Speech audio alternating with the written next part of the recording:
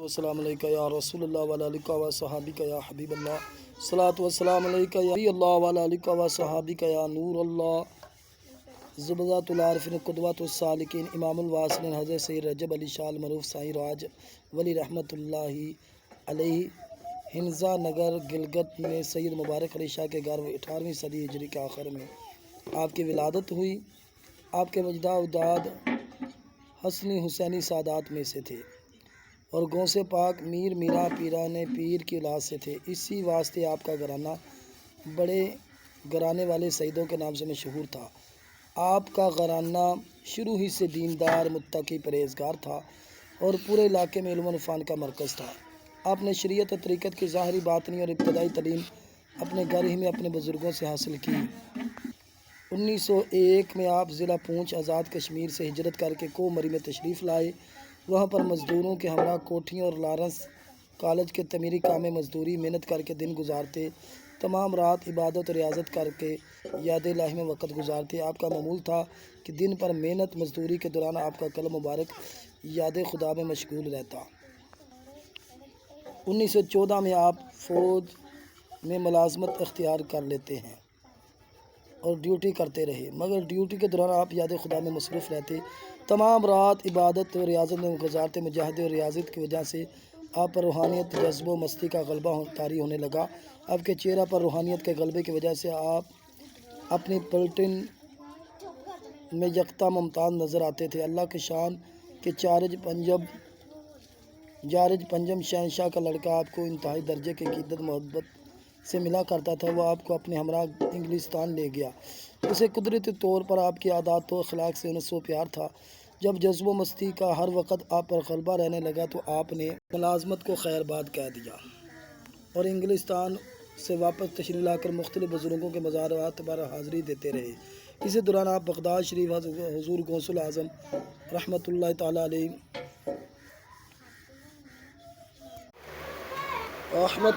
علیہ کے دربار اقدس پر حاضر ہوئے۔ کچھ دن وہیں پر قیام پذیر رہے۔ حضور غوث پاک رضی اللہ تعالیٰ عنہ نے آپ کو باطنی طور پر حکم دیا کہ واپس اپنے وطن چلے جائیں۔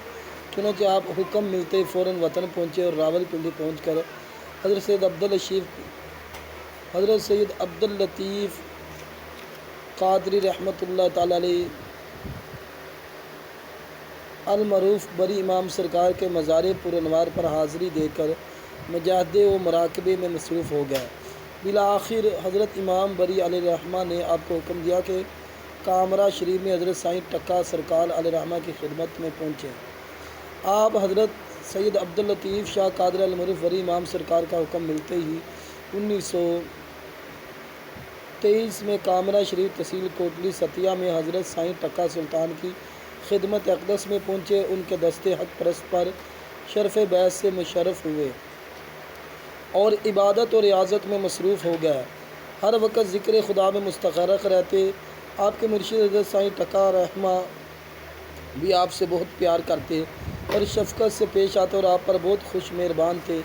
ایک مرتبہ چند درویشوں نے حضرت سائیں ٹکا سرکار سے آپ کے متعلق شکایت کی کہ گلگتی درویش زیادہ راشن کا مطالبہ کرتا ہے اور کہتا ہے میں کام مقررہ مقدار سے زیادہ کرتا ہوں، لہذا راشن بھی زیادہ لوں گا۔ اس پر سائیں ٹکا سرکار علیہ الرحمہ نے حکم دیا آج سے گلگتی درویش کا کھانا میرے ساتھ ہوگا، وہ میرے ساتھ تناول کیا کرے گا۔ اس بات سے حضرت ٹکا سرکار علیہ الرحمہ کی آپ پر شفقت و مہربانی کا اظہار ہوتا ہے۔ چنانچہ کچھ عرصہ کے بعد حضرت سائیں ٹکا سرکار نے آپ کو خرقہ خلافت سے نواز کر صاحب ارشاد کر دیا۔ آپ انتہائی درجہ کے متقی و پرہیزگار، عابد و زاہد اور پارسا تھے۔ نماز پنجگانہ با جماعت ادا فرماتے تھے، تہجد کے علاوہ دیگر نوافل خصوصیت سے ادا فرماتے تھے۔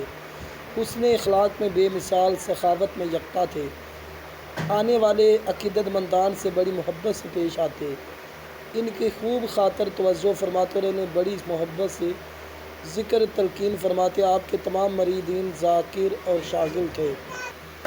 آپ رحمۃ اللہ تعالیٰ علیہ نے تمام زندگی کو مری لوئر مال کشمیر محلہ کی ایک بسیدہ مسجد میں گزاری اور اسے اثر نو تعمیر کیا اور 22 سال تک اس مسجد میں بطور مؤذن خدمت کرتے رہے۔